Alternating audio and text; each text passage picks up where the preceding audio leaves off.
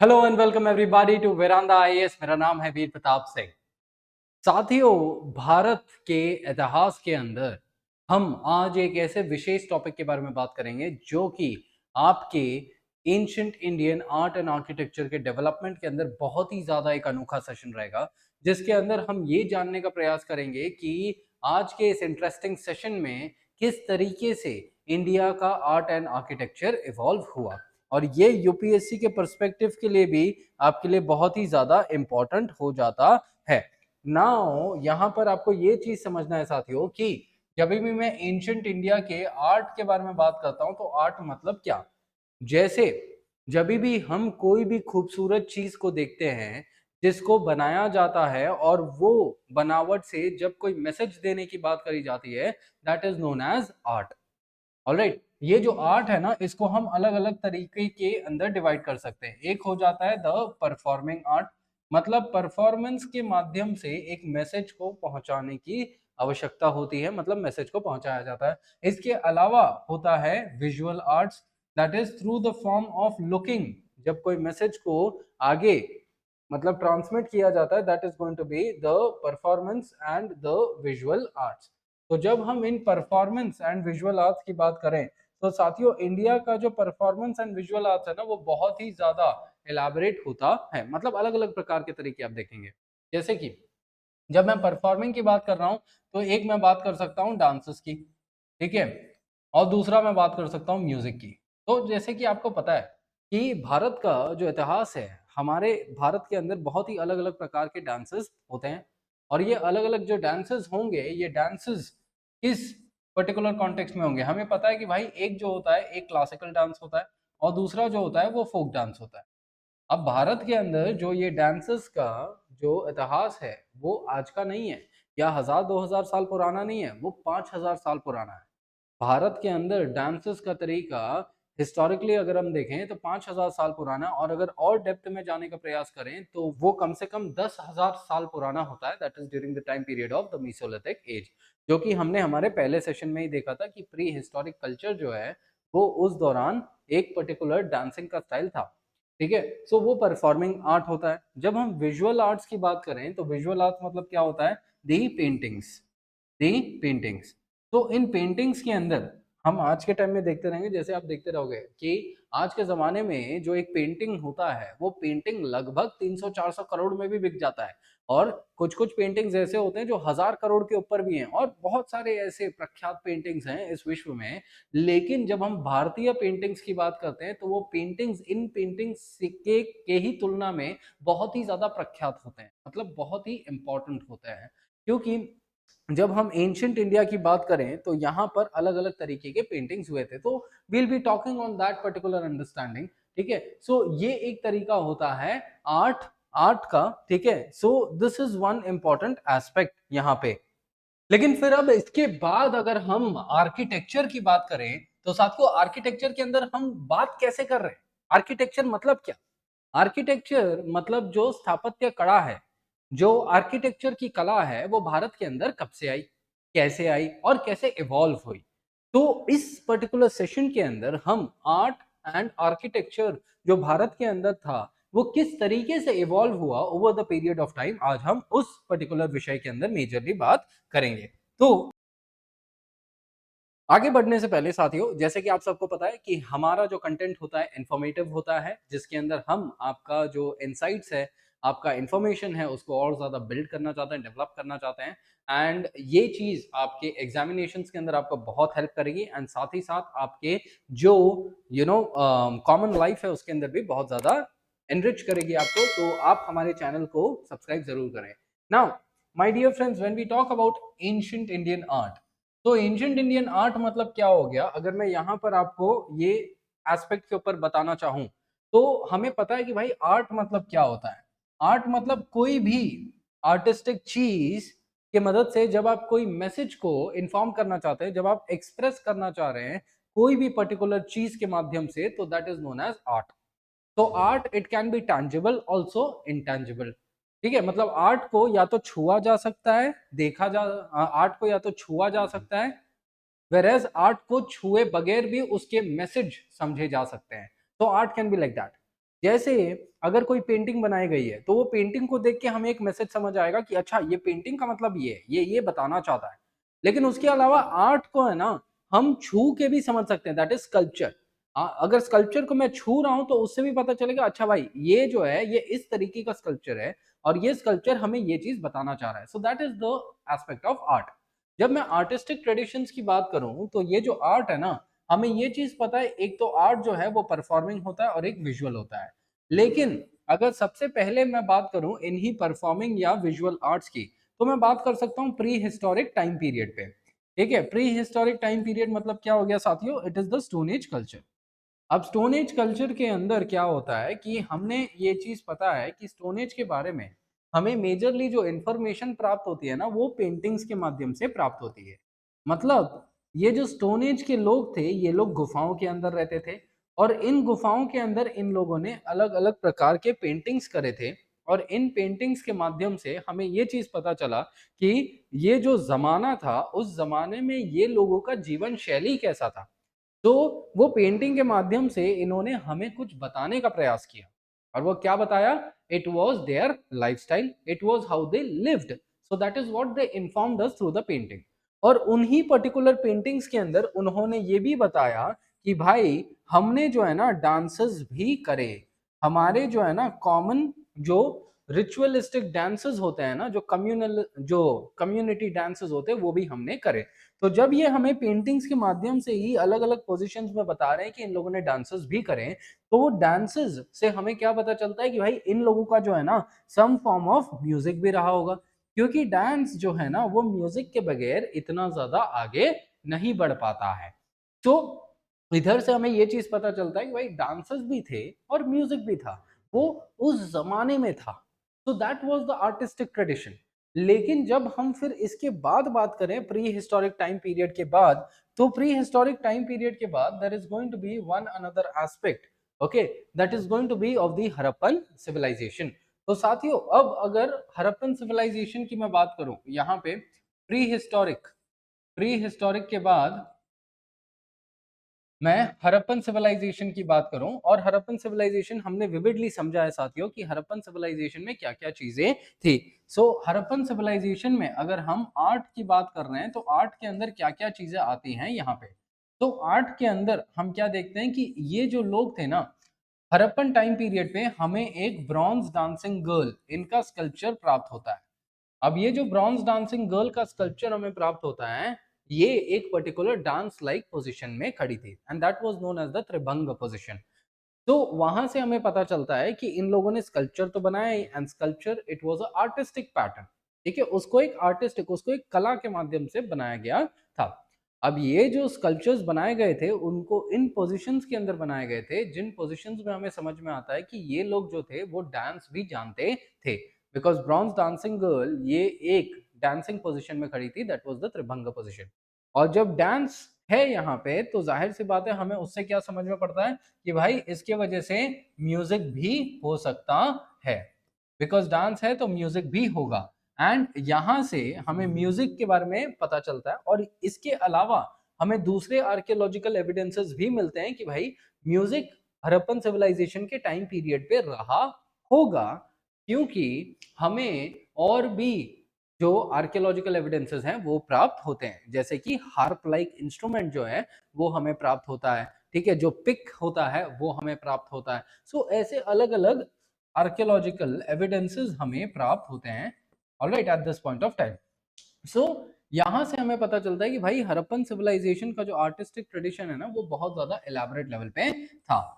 इसके अलावा अगर हम बात करें तो इन लोगों का जो आर्टिस्टिक ट्रेडिशन है, ठीक है, ये अच्छा जस्ट वन मोर थिंग, तो यहाँ से हमें पता चल रहा है कि भाई परफॉर्मिंग आर्ट तो है यहाँ पे। ठीक है, that is dance and music performing है, इनको परफॉर्म किया जाता है और वो परफॉर्मेंस के बाद ही वो अगलों को समझ आता है। So that is why it is a performing art.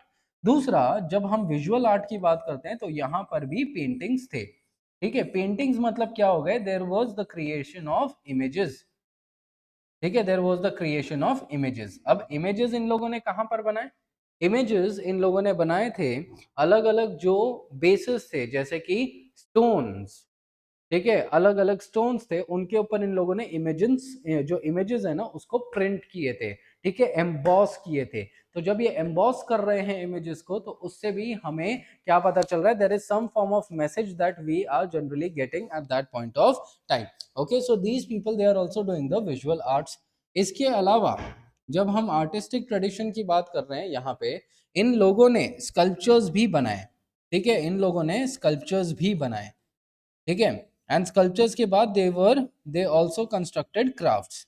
मतलब स्कल्पचर्स में हम क्या देखते हैं, दैट इन लोगों ने अलग अलग प्रकार के डिटेल्ड स्कल्पचर्स बनाए थे, दैट इज मदर गॉडेस। ठीक है, मतलब ऐसा था कि आइडल्स हो गए, देन एनिमल्स हो गई। ठीक है, ये अलग अलग जो ऑब्जेक्ट्स थे इनके स्कल्पचर्स बनाए गए, and they were very much vivid in nature, they were detailed in nature. तो उससे हमें पता चलता है कि भाई इनकी जो विचार थी ना, that is the artistic understanding, वो बहुत ज्यादा इलाबोरेट लेवल पे थी। और वो इलाबोरेटनेस है ना, हमें उनके अलग अलग क्राफ्ट ट्रेडिशन से भी पता चलते हैं। कैसे क्राफ्ट ट्रेडिशन से पता चलते हैं? क्योंकि यहाँ पर हम क्या देखेंगे कि ये जो हड़प्पन्स हैं, ये ऑर्नामेंट्स भी बनाएंगे। क्या कभी आपने सोचा है कि आज के समय पे हम जो लिपस्टिक यूज करते हैं, जो काजल यूज करते हैं, जो वो स्मॉल क्लचेस यूज करते हैं महिलाएं, वो क्या आज का इन्वेंशन है क्या? नहीं भाई, वो इन्वेंट हुआ है आज से लगभग 4000 4500 साल पहले। क्योंकि उस जमाने में 4500 साल पहले हड़प्पन टाइम पीरियड पे लिपस्टिक को यूज किया जाता था। ठीक है, उस जमाने में सिंदूर को भी यूज किया जाता था, उस जमाने में काजल को भी यूज किया जाता था, उस जमाने में जो क्लचेस होते हैं ना, छोटे छोटे पर्स, वो भी यूज किए जाते थे। और अगर आप सोचते होगे कि आज के टाइम में ये जो हम ज्वेलरी पहन के अपने आप को खूबसूरत दिखाने का प्रयास करते हैं, तो क्या ये आज का है क्या? नहीं, ये भी 4500 साल पहले का है, जब उस जमाने के लोग अलग अलग तरीके के ऑर्नामेंट्स पहन के वो अपने आप को खूबसूरत दिखाने का प्रयास करते थे, वो अपने आप को स्टाइलिस्टिक दिखाने का प्रयास करते थे। और ये चीज हड़प्पन सिविलाइजेशन के दौरान थी। सो आज के टाइम पे जो आप जंक ज्वेलरी वगैरह पहनते हो ना, it is somewhat of the you know influence from the Harappan civilization time period. तो यहाँ का आर्टिस्टिक ट्रेडिशन ये था। जब मैं इन्हीं हड़प्पन सिविलाइजेशन की आर्किटेक्चर के ट्रेडिशन की बात करूं, तो आर्किटेक्चर के अंदर हम हड़प्पन्स को क्या बोलते हैं, दैट हड़प्पन्स जो थे, दे वर द फर्स्ट अर्बनाइजेशन। इनका जो टाइम पीरियड था ना, ये फर्स्ट अर्बनाइजेशन का टाइम पीरियड था। क्योंकि जब भी हम अर्बनाइज्ड एंगल की बात करते हैं, तो अर्बनाइजेशन में हम क्या देखते हैं, दैट कोई भी शहरीकरण की जब हम बात करते हैं, तो शहर के अंदर कुछ बेसिक फीचर्स होते हैं, दैट इंफ्रास्ट्रक्चर होगा, एमिनिटीज होंगी, वेलफेयर सर्विसेज होगा, लॉ एंड ऑर्डर होगा, डेकोरम होगा। ठीक है, इनोवेशंस होंगे, यही होते हैं ना शहर के अंदर। आप अगर कोई शहर में रहेंगे, तो वहां पर आपको यही सारी चीजें दिखेंगी कि अलग अलग इनोवेटिव तरीके आ रहे हैं एंड ऑल दैट। सो जब हम हड़प्पन टाइम पीरियड को अर्बनाइजेशन कहते हैं, द फर्स्ट अर्बनाइजेशन, तो यहाँ पर भी हम मेजरली यही मेजर डेवलपमेंट्स देख रहे हैं कि इनके शहरीकरण के अंदर जो मटेरियल्स यूज किए गए हैं, वो बहुत ही ज़्यादा इनोवेटिव और स्ट्रॉन्ग मटेरियल्स थे। इन लोगों ने नए नए तरीके के आर्किटेक्चर्स बनाए, बड़े बड़े आर्किटेक्चर्स बनाए। इन लोगों के अंदर इकोनॉमिक लेवल डेवलपमेंट बहुत ज़्यादा था, मार्केट्स बनाए गए, ट्रेड यहाँ पे किया गया, अलग अलग प्रोडक्ट्स के यहाँ पे ट्रेड करे गए। So all these things somewhat indicated of them having a very elaborate architecture। ठीक है, सो यहाँ पर इन लोगों ने आर्किटेक्चर के तहत इन लोगों ने क्या बनाया था, बड़े बड़े मार्केट्स बनाए, बड़े बड़े कंस्ट्रक्शंस, बड़े बड़े स्ट्रक्चर्स, बड़े बड़े घर, रेसिडेंसेस, देन रोड्स, ये सब चीजें इन लोगों ने बनाई। So this was the architecture. And यही अब क्या होगा ना, ये बेस बनेगा of the further coming art and architecture के ट्रेडिशंस। फिर जब हम इसके बाद आर्ट की बात करते हैं, तो यहाँ पर अगला जो एज होगा वो होगा वैदिक एज। तो वैदिक एज के दरमियान भी जब हम आर्टिस्टिक ट्रेडिशंस की बात करते हैं, तो यहाँ पर क्या किया गया था ना, वैदिक एज जो था वो थोड़ा रिचुअलिस्टिक हो चुका था। तो जब वो रिचुअलिस्टिक हो चुका था, तो यहाँ पर हम जो है आर्ट के अंदर क्या देखते हैं कि एक वेदा होता है जिसका नाम होता है सामवेदा। सामवेदा को हम वेदा ऑफ म्यूजिक भी कहते हैं। लेकिन ये जो वेदा था, इसके अंदर जो संगीत का चीजें थी, वो संगीत को यूज किया जाता था in various types of sacrifices. So यहाँ पर ये जो वैदिक टाइम पीरियड है, यहाँ पर परफॉर्मिंग आर्ट के तहत music was the major context जो हम यहाँ पे समझते हैं। सो आर्टिस्टिक मैनर में ये था। फिर इसके बाद जो भी हम यहाँ पर देखें ना, दैट इज स्कल्पचर्स हो गया, क्राफ्ट्स हो गया, विजुअल आर्ट्स हो गया, देन डांस एंड म्यूजिक हो गया, ये जैसे जैसे समय आगे बढ़ेगा वैसे वैसे इन चीजों को और ज्यादा इलेबोरेट मैनर में लोग करने लगेंगे। That is during the Mahajanapadas period, during the Mauryan period, ठीक है, then during the post Mauryan period, then there is going to be the particular during the post Mauryan period. Post Mauryan period के बाद गुप्ता टाइम पीरियड पे तो क्या होगा कि ये अलग अलग चीजें जो है यहाँ पे करी जा रही थी। अब अगर इन्हीं के अंदर अगर मैं गुप्ता टाइम पीरियड की बात करूं तो गुप्ता टाइम पीरियड पे आप देखिए कि जो स्कल्पचर्स हड़प्पन टाइम पीरियड पे थोड़े क्रूड फॉर्म में थे, इतने ज्यादा फिनेस में नहीं थे, इतने बारीकी से नहीं करे गए थे, वो during the post Mauryan time period कितने बारीकी से करे गए थे। जस्ट लुक एट द बारीकनेस, just look at the clarity, just look at the depth that it is being done. So यहाँ पर क्या हो रहा है ना कि ये जो आर्टिस्टिक ट्रेडिशंस थे स्कल्पचरल लेवल पे, ठीक है, वो और ज्यादा डिटेल हुए। और इसी पर्टिकुलर टाइम पीरियड पे during the post modern time period only जब हम परफॉर्मिंग आर्ट की बात करते हैं, ठीक है, तो इन परफॉर्मिंग आर्ट के अंदर हम क्या देखेंगे कि परफॉर्मिंग आर्ट के अंदर हम क्या देखते हैं कि जो डांस एंड म्यूजिक है ना, डांस एंड म्यूजिक, यहाँ पे बहुत सारे लोग समाज के अंदर डांस और म्यूजिक कर रहे थे। बट जब ये लोग डांस एंड म्यूजिक कर रहे हैं तो उस पर्टिकुलर टाइम पीरियड पे इनका जो डांस एंड म्यूजिक है वो इतना ज़्यादा साइंटिफिक फॉर्म में नहीं है, वो एक क्रूड शेप में है, वो एक रूडिमेंट्री फॉर्म में है। So that is why post Mauryan time period पे ही एक ऐसे व्यक्ति उभर के आए जिनका नाम था भरत मुनि। ये जो भरत मुनि है, ठीक है, इन्होंने क्या किया, भरत मुनि ने इन्होंने एक वर्क बनाया जिसका नाम था नाट्य शास्त्र। आज के टाइम पे जो आप डांस फॉर्म्स को देखते हैं ना, दैट इज भरतनाट्यम, कुचिपुड़ी, मोहिनी आट्टम, ये सब जो डांस फॉर्म्स है, जो क्लासिकल डांस फॉर्म है, इन ये सब एक साइंस से करे जाते हैं। इन सब के अंदर कुछ स्टेप्स हैं जिनको आप बदल नहीं सकते हो। इन सब के अंदर कुछ बेसिक रूल्स है, रेगुलेशंस है, ग्रामर है जिसको आपको फॉलो करना पड़ेगा। सो ये सब रूल्स एंड रेगुलेशंस ये क्या हैं, ये दिए कहाँ गए, तो ये दिए गए हैं नाट्य शास्त्र में। नाट्य शास्त्र को नाट्य शास्त्र को यहाँ पर भरत मुनि ने बनाया था, जो कि एक डांस, ड्रामा एंड म्यूजिक का ट्रीटीज है। मतलब इसके अंदर एक होल पैकेज है कि आपको डांस कैसे करना चाहिए, आपको ड्रामा कैसे करना चाहिए और आपको म्यूजिक कैसा करना चाहिए। ऑल्दो ये जो डांस, ड्रामा एंड म्यूजिक है ये जनरली रिलीजियस एस्पेक्ट पे बेस्ड रहेगा, मतलब रिलीजियस थीम्स के ऊपर यहाँ पर ये डांस, ड्रामा और म्यूजिक की बात करते रहेंगे।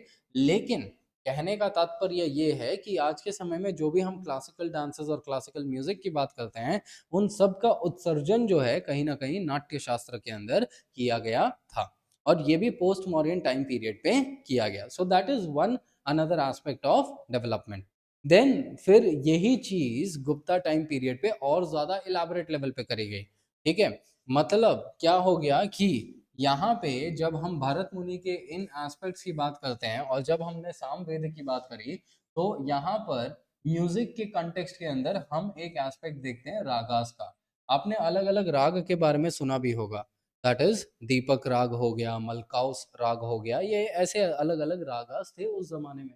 तो जब हम इन रागास की बात करते हैं तो ये रागास जो होते हैं, ठीक है, तो आगे आने वाले समय में गुप्ताओं ने क्या किया, गुप्ता पीरियड के जो पेंटर्स थे उन लोगों ने रागास के बेसिस पे उन लोगों ने अलग अलग जो पेंटिंग्स हैं, मतलब गुप्ता और गुप्ता के बाद वाले लोगों ने, तो इन लोगों ने रागास जो गाए जाते थे उनके बेसिस पे अलग अलग पेंटिंग्स बनाए, ठीक है। So that was once again a visual art. So visual art के अंदर उन लोग ने पेंटिंग कैसा बनाया कि एक जो व्यक्ति है वो इस पर्टिकुलर समय पे, इस पर्टिकुलर सीजन में और इस पर्टिकुलर मूड के साथ गा रहा है, उन लोगों ने पेंटिंग ऐसे बनाया। तो वो पेंटिंग से जब भी वो व्यक्ति उस पेंटिंग को देखेगा तो वो ये समझेगा, अच्छा ये दिन के समय में ये व्यक्ति इस मूड में इस समय पे गा रहा है, so this means that this is this type of raga, because raga जो है वो टाइम, मूड एंड सीजन पे डिपेंडेंट था।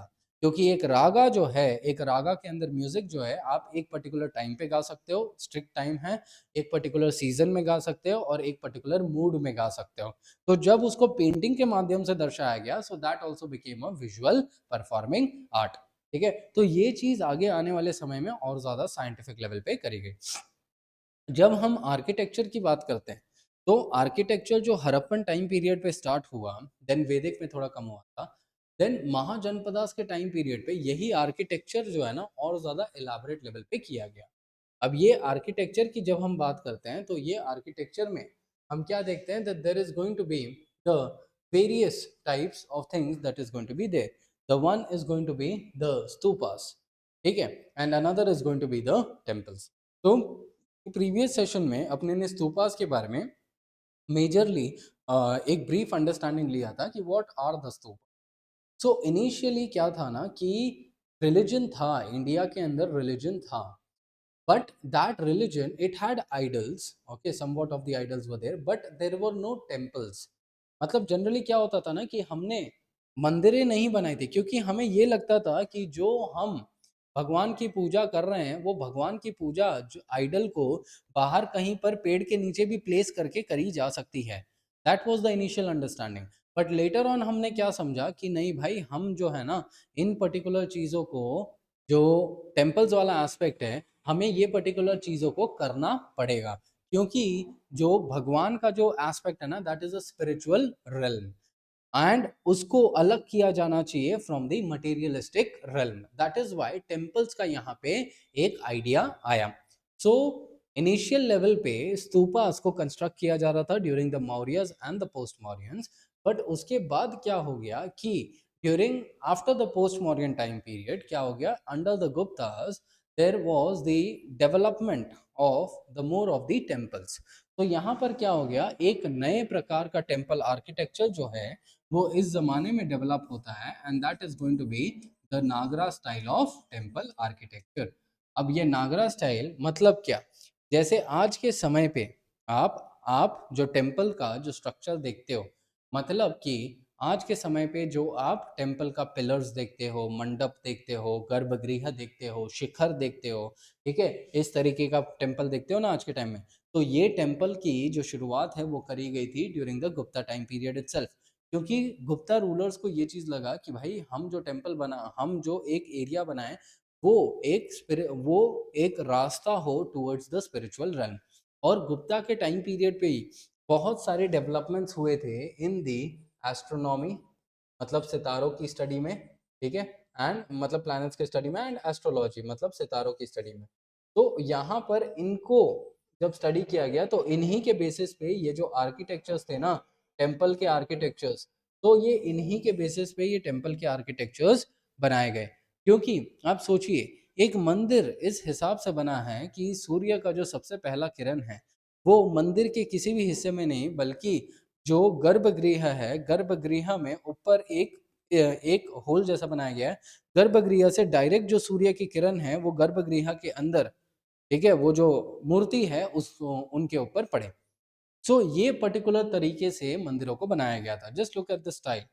और ये मंदिर छोटे छोटे लेवल पे नहीं बनाए गए थे, बड़े बड़े मंदिर बनाए गए थे। तो जब बड़े मंदिर बनाए जा रहे हैं, तो वो बड़े मंदिर को स्टेबिलिटी क्या देगा, वो बड़ा मंदिर जो है भूकंप वगैरह भी अगर आएगा तो वो कैसे उसको टिक पाएगा, उसको झेल कैसे पाएगा। अगर किसी ने हमला भी किया उस मंदिर के ऊपर तो वो कैसे उन चीजों को झेल पाएगा। So these were the particular questions जो इन लोगों ने उस टाइम पे एड्रेस किए थे। क्योंकि यहाँ पर गुप्ता टाइम पीरियड में हम साइंटिफिक लेवल डेवलपमेंट्स भी देख रहे हैं, इसके अंदर मटेरियल्स के अंदर इन लोगों ने बहुत ज्यादा इनोवेट किया कि भाई ऐसे ऐसे मटेरियल्स अगर हम यूज करेंगे मंदिरों के अंदर, तो वो मंदिरें जो हैं वो और ज्यादा लॉन्ग टर्म के लिए टिक पाएंगी।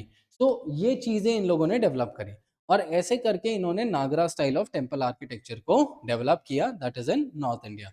सिमिलरली जब नॉर्थ इंडिया के अंदर नागरा आया, तो साउथ इंडिया के अंदर एक दूसरा टेम्पल आर्किटेक्चर का स्टाइल आया, and that is going to be known as the Dravida style of temple architecture.